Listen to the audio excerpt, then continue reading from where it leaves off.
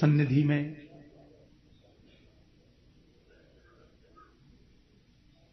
गोपियों की आराध्या ब्रजांगनाओं द्वारा सेवित माता कात्यायनी जी के चरणों में बैठकर भागवतामृत रसपान करने के लिए हम सब लोग संवेद रूप से एकीभूत हैं।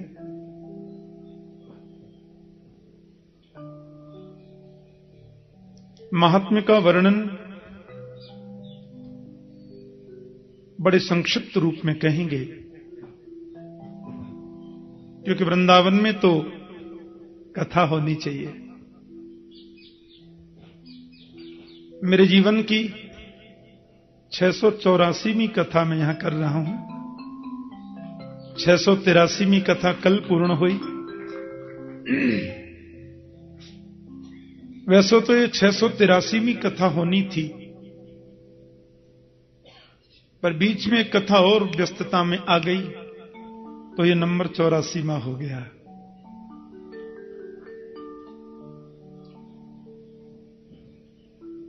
बहुत बड़े बड़भागी होते हैं वे लोग जो श्रीधाम वृंदावन में कथा रस सुधापान करने का अवसर प्राप्त कर पाते हैं।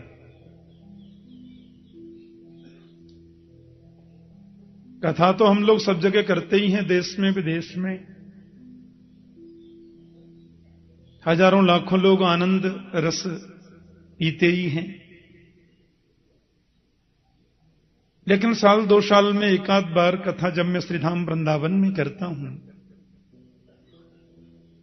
तो मेरा भाव यह रहता है कि मैं यहां कथा ज्यादा कहूं और सब कम। और क्योंकि श्री श्री मां कात्यायनी के चरणों में बैठकर हम लोग कथा सुनेंगे और सुनाएंगे, इसलिए मेरा प्रयास होगा कि मैं यहां बिल्कुल विशुद्ध भागवत की कथा करूं और आपको भागवत के संपूर्ण मूल विषय को सुनने का अवसर मिले, ऐसा मेरा प्रयास होगा। क्योंकि इस पवित्र स्थान पर जहां गोपियों ने मां की कृपा से गोविंद को पाया, इस स्थान पर विराजित होकर के कथा सुनने वाले तो धन्य हैं ही, जिनको कथा कहने का अवसर मिल रहा है उनकी कथा और वाणी दोनों ही धन्य हो जाती है। ये भूमि ऐसी है कि सच्चिदानंद रूपाय विश्वोत्पत्त्यादि हेतवे तापत्रय विनाशाय श्री कृष्णाय वयं नमः। बड़ी उपयोगी बातें हैं। सत्य, चित्त और आनंद जीवन का परम सार और परम लक्ष्य है। ये सच्चिदानंद जो त्रिकालाबाधित सत्य है,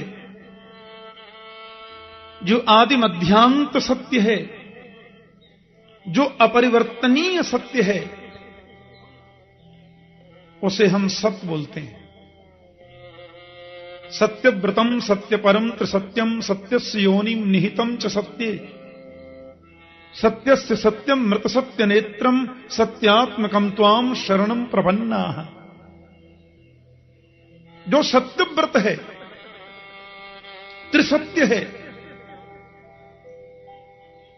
जिसका मूल भी सत्य है, मध्य भी सत्य है और कभी नहीं होने वाला अंत भी सत्य है, उसे हम सत्य बोलते हैं। परमात्मा का दूसरा नाम चित है, माने प्रकाश, जिसे कभी किसी से प्रकाश उधार लेने की जरूरत नहीं पड़ती। सूरज में रोशनी भी उसकी कृपा से है, चंद्रमा में शैतल्य भी उसकी कृपा से है। प्रकृति के जितने भी नियम चल रहे हैं स्वतः उसके द्वारा ही निर्देशित हैं। यह संपूर्ण आकाश जिसका मंदिर शिखर है मानो, पुष्पों में सुगंध वो है तो रंग भी वही है, प्रकाश स्वरूप है, बल्कि अपने प्रकाश से दुनिया को प्रकाश देता है, इसलिए उसका नाम चित्त है। और तीसरी बात बड़ी सुंदर कही, आनंद है वो। आनंद की परिभाषा तो भागवत में बड़ी विचित्र रूप में वर्णित है। आनंद का मतलब क्या है? कुछ लोग भोजन करते हैं और पूछे कैसा लगा, वो तो बहुत आनंद आया। एयर कंडीशन कमरे में सोए, सवेरे उठे, कैसा लगा, बहुत आनंद आया। यह आनंद की परिभाषा नहीं है। अरबों की संपदा हमने प्राप्त कर ली, उससे सुख प्राप्त होगा, आनंद नहीं। भौतिक सुविधाओं से हमने युक्त जीवन जी लिया, उससे हमें सुविधा और सुख मिलेगा, आनंद नहीं। क्योंकि आनंद तो सिवाय गोविंद के दूसरा कोई होता ही नहीं है। आनंद तो स्वयं कृष्ण है। आपने देखा होगा भागवत की कथाएं जब होती हैं तो चतुर्थ श्री कृष्ण जन्मोत्सव मनाते हैं, चतुर्थ दिवस। तो कृष्ण जन्मोत्सव में लोग क्या बोलते हैं? नंद घर आनंद भयो, जय कन्हैया लाल की। अवध घर आनंद भयो, जय राजा राम की। नंद घर आनंद भयो, जय कन्हैया लाल की। नंद घर कृष्ण भयो, जय कन्हैया लाल की नहीं। नंद घर गोविंद भयो, जय कन्हैया लाल की नहीं। नंद घर आनंद भयो, क्योंकि आनंद स्वयं कृष्ण है, आनंद स्वयं राम है। जो आनंद सिंधु सुख राशि, सी करते त्रैलोक सुपासी, सो सुख धाम राम अस नामा। जो आनंद का सिंधु है, जिसके आनंद की सिंधु की बिंदु भी किसी को प्राप्त हो जाए तो पूरा विश्व प्रपंच आराम विराम और विश्राम का अनुभव करता है। इसलिए राम ही आनंद है, कृष्ण ही आनंद है। तो सत्य भी श्री कृष्ण, चित्त भी श्री कृष्ण और आनंद भी श्री कृष्ण। एक और बात, दुनिया की हर चीज को आप पलट सकते हैं।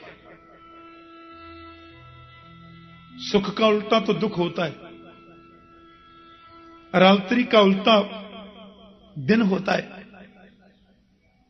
प्रकाश का उल्टा अंधकार होता है, गोरे का उल्टा काला होता है, विद्वान का उल्टा मूर्ख होता है। लेकिन आनंद का उल्टा कभी कुछ होता है? आनंद का उल्टा कभी कुछ कर सकते आप? एक सज्जन बोले आनंद का उल्टा भी होता है महाराज। मैंने कहा क्या होता है? बोले आनंद का उल्टा होता है निरानंद।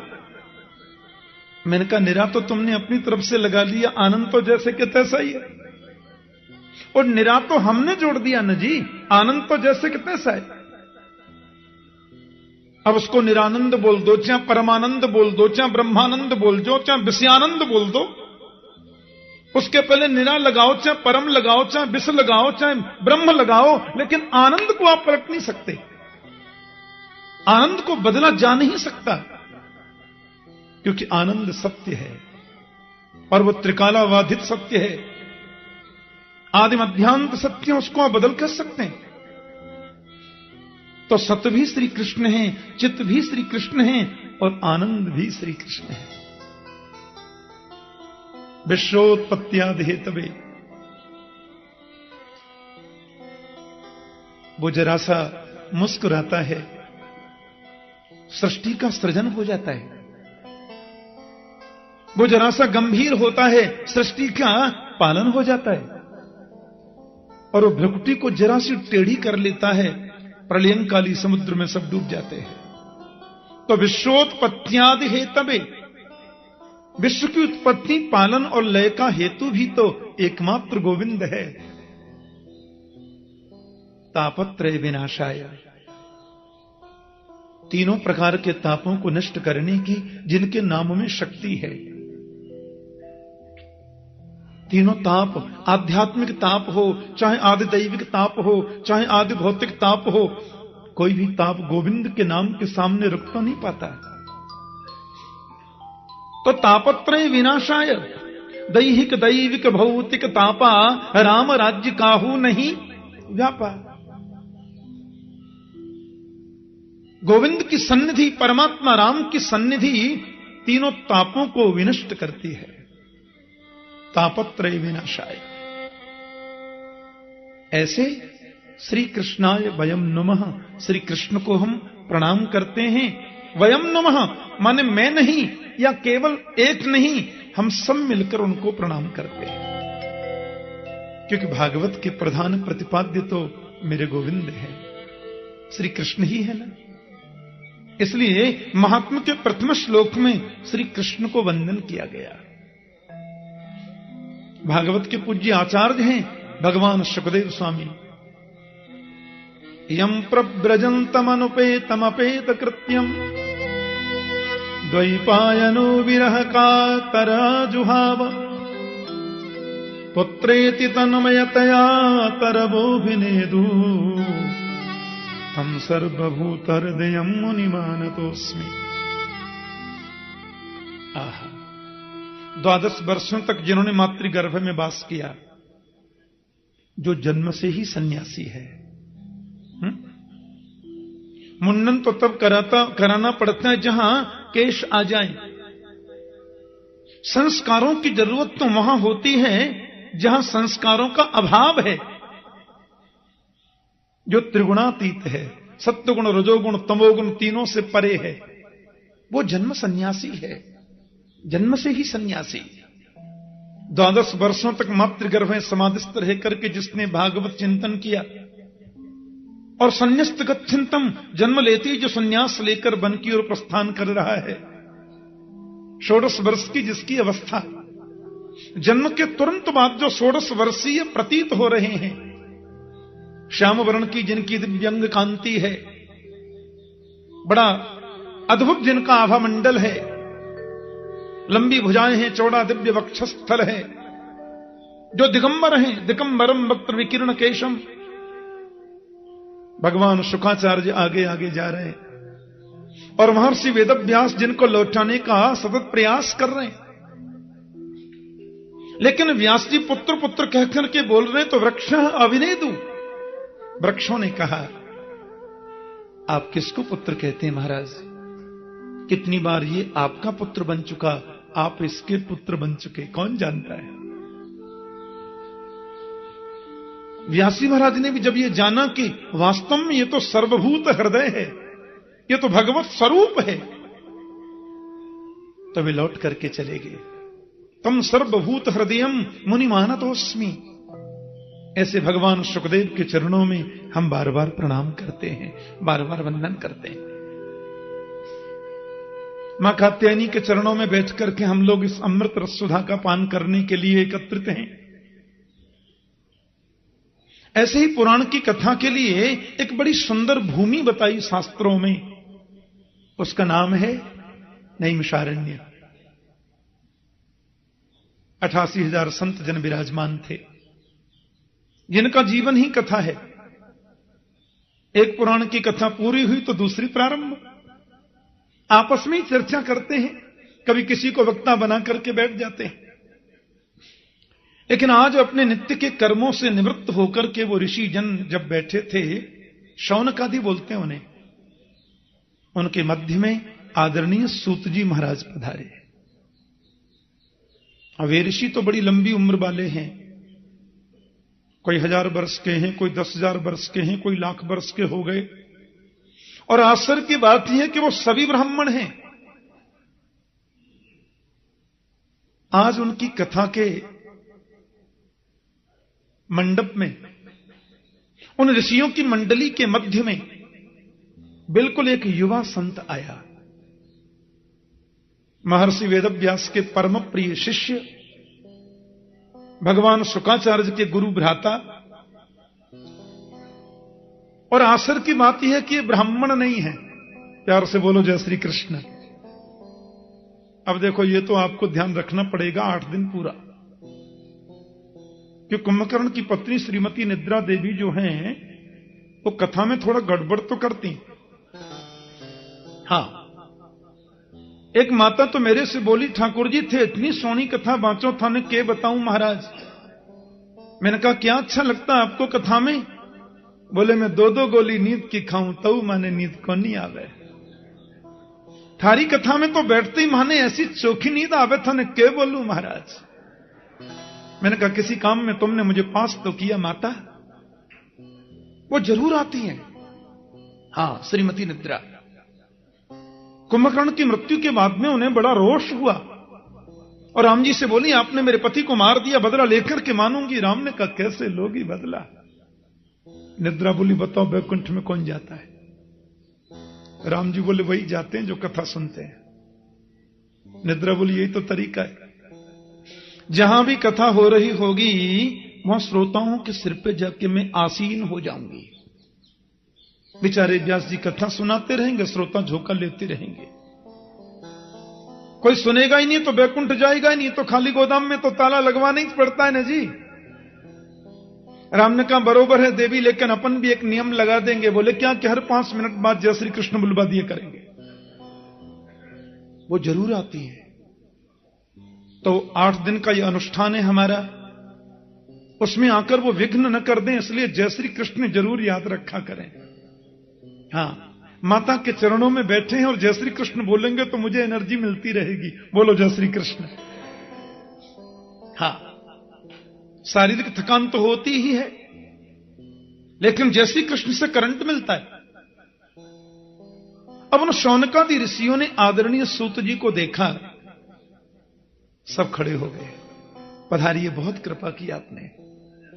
अब देखो महाराज, वो तो उनको प्रणाम कर रहे हैं और वो उनको प्रणाम कर रहे हैं, दोनों के सामने लेट रहे हैं। कह नहीं आप ये क्या कर रहे हैं महाराज? मुझे बहुत शर्म आती है, बड़ा संकोच लगता है। आप लोग सब महान मनीषी हैं, तत्वज्ञ विद्वान हैं, अवस्था में भी मुझसे बहुत बड़े हैं, और इस प्रकार से आप मेरा स्वागत करते हैं। एक बात कहूं, संत वही सबसे श्रेष्ठ है जो अपने को कभी संत समझे ही नहीं। ज्ञानी वही सबसे ऊंचा है जो किसी को अज्ञानी न समझे। ज्ञानी वही सबसे ऊंचा है, और गुरु वही सबसे उत्तम है जो अपने को कभी गुरु मानता ही नहीं। बोलो जय श्री कृष्ण। धनवृद्धा, बलवृद्धा, आयुवृद्धास्तथैव च ते सर्वे ज्ञानवृद्धस्य किंकराः शिष्य किंकरा। कोई बल में बड़े होते हैं,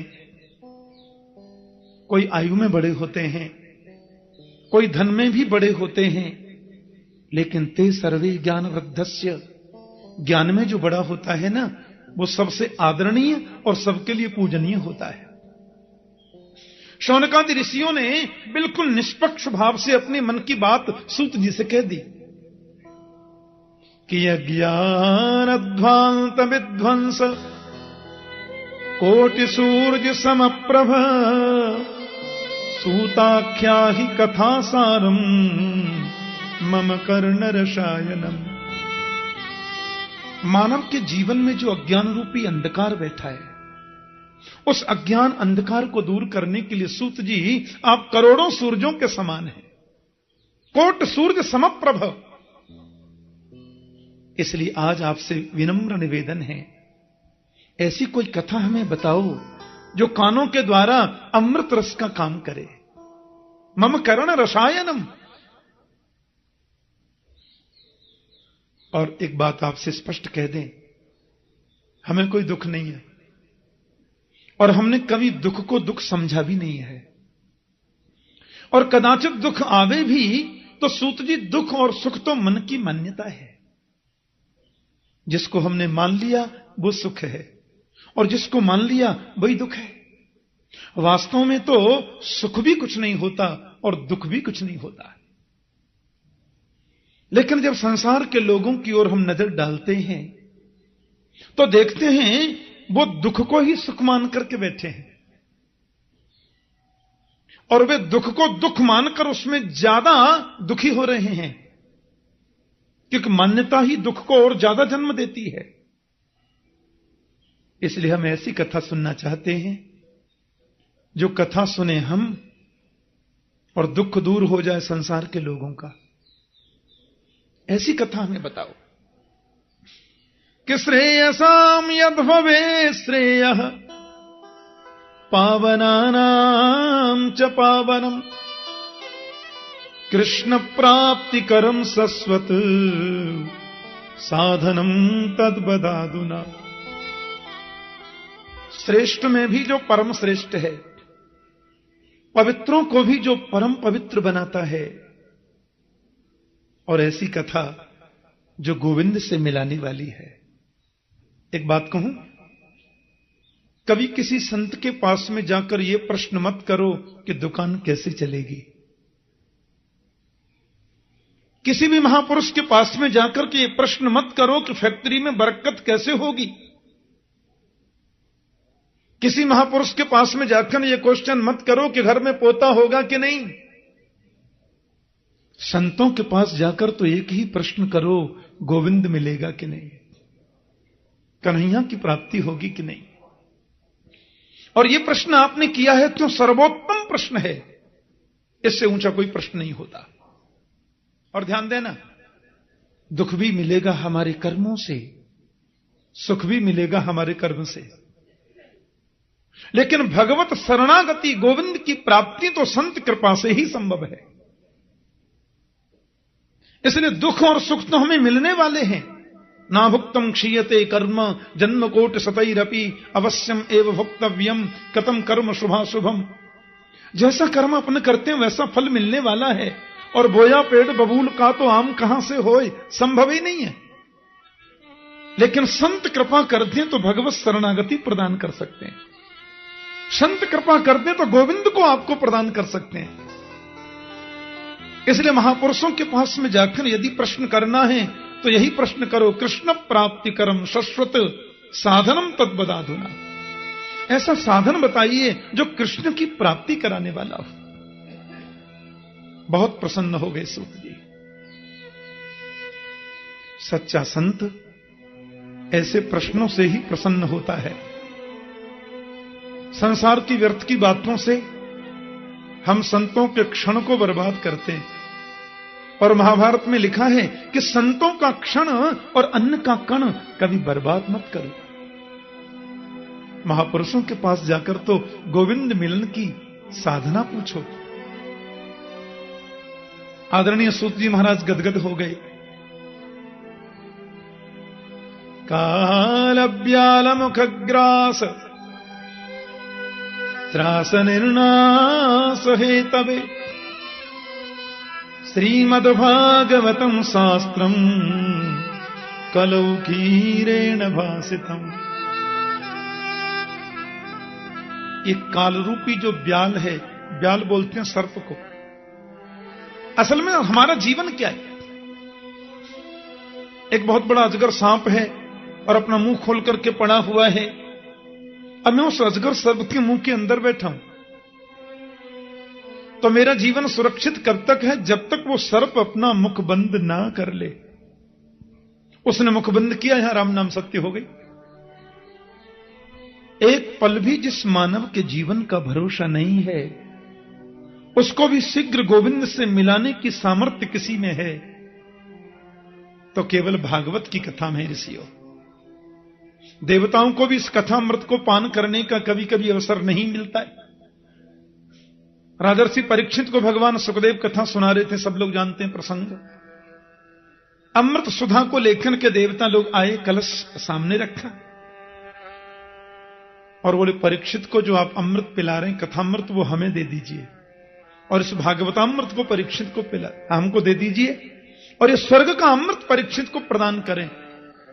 तो सर्प भय से परीक्षित को मोक्ष मिलेगा और संसार भय से हमें मुक्ति मिलेगी। सुखदेव जी बोले, कर तो देता, पर देवताओं ने जो भागवतामृत की तुलना स्वर्ग के अमृत से करी, ये मुझे प्रिय नहीं लगा।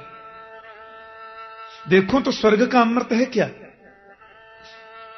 हमने यहां सकाम अनुष्ठान किया, बड़े यज्ञ किए, दान किए, धर्मशालाएं बनवाई, कुएं बनवाए, और वो सब सकाम किया तो उसका फल होता है हम स्वर्ग में जाते हैं। और जब तक हमारी एफडी जमा है हम स्वर्ग में रहते हैं। और तेतम भुक्त्वा स्वर्गलोकम विशालम क्षीणे पुण्ये मर्त्यलोकम विशंति। जैसे ही पुण्य क्षीण हुआ हम फिर मृत्युलोक में गिर जाते हैं। तो पुनरपि जननम पुनरपि मरणम पुनरपि जननी जठरे शयनम। बार बार जन्म लेना, बार बार मातृगर्भ में आना, इससे छुटकारा स्वर्ग अमृत पान करने से नहीं मिलता। क्षम तदावीक्ष, ब्रह्मा जी ने राजा परीक्षित के मोक्ष को देखा। पुरा धाता भी विस्मित। ब्रह्मा ने कहा विमान किसका जा रहा, भाई कौन है इसमें? बोले आपको नहीं मालूम? राजा परीक्षित 7 दिन कथा सुनिए ना भागवत के नियम से, बैकुंठ मिल गया। ब्रह्मा ने कहा बाप रे, ये कैसे हुआ? इंद्र महाराज और ब्रह्मा सब एकत्रित हुए, तराजू लिया और एक पल्ले पर दुनिया के साधनों को रखा और तराजू के दूसरे पल्ले पर केवल भागवत जी को विराजमान किया। और कहते हैं जैसे ब्रह्मा ने तोला तो लघुन्यनानि जातानि गौरवेन इदम महत। अपनी गरिमा से भागवत का पढ़ना नीचे को चला गया, समस्त साधनों का पढ़ना ऊपर को है। क्या मतलब? वजन जिसमें होगा वो नीचे जाएगा। ब्रह्मा ने देवताओं से कहा अरे देवो, ये कोई पोथी नहीं है, ये कोई किताब नहीं है, ये ग्रंथ भी नहीं है, ये तो मेरे गोविंद हैं साक्षात। तेनेयम वांगमयी मूर्ति प्रत्यक्षा वर्तते हरे। ये तो हरि का वांगमय स्वरूप है साक्षात। दंडवत करी ब्रह्मा ने। देवताओं को आश्चर्य हुआ। वही कथा मैं आपसे कहूंगा, सूजी करें। नारद जी ने ब्रह्मा जी से श्रवण किया था इसका सविधि, लेकिन सप्ताह श्रवण की विधि क्या है वो सनत कुमारों से सुनी थी। वो क्या है, एक बार नारद जी महाराज दौड़े दौड़े गए, तीव्र गति से जा रहे थे, कुछ चिंतित भी थे। बोलो जय श्री कृष्ण। और विशाला क्षेत्र में बद्रीनाथ धाम में पहुंचे तो सनत कुमारों ने पूछा क्या बात है? कथम ब्रह्मन दीन मुख कुतश्चिंता तो रो भवान। आपको देखने से तो रोने वाला भी हंस जाता है, क्योंकि आप तो आनंद मूर्ति हैं। यो यह श्रद्धस्स एव स, गीता में गोविंद कहते हैं जिसके प्रति हम श्रद्धा करते हैं, धीरे धीरे श्रद्धास्पद के गुण हमारे जीवन में आने लग जाते हैं।